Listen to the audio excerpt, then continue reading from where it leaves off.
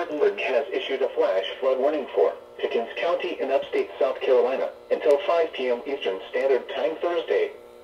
At 11 a.m. Eastern Standard Time, emergency management reported over 30 roads closed due to flooding along with water rescues.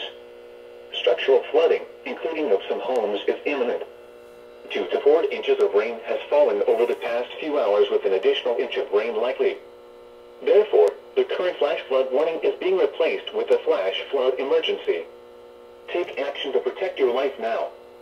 This is a flash flood emergency for Pickens County, including Easley, Liberty, Norris, Sunset, and the city of Pickens. This is a particularly dangerous situation. Seek higher ground now. Hazard, life-threatening flash flooding. Heavy rain producing flash flooding. Source, emergency management. Impact, this is a particularly dangerous situation.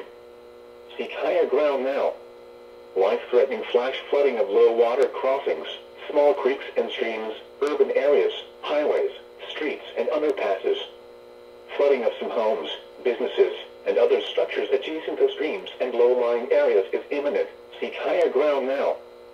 Some locations that will experience flooding include Easley, Clemson, Pickens, Central, Liberty, Norris, 6 Mile, Jocassee Gorges, Lake Jocassee and Table Rock State Park.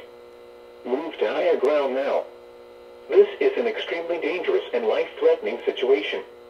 Do not attempt to travel unless you are fleeing an area subject to flooding or under an evacuation order. Numerous roads, parking lots, and bridges will be threatened by heavy rain and rapidly rising streams and creeks. Please pay close attention to road signs indicating a flood-prone area.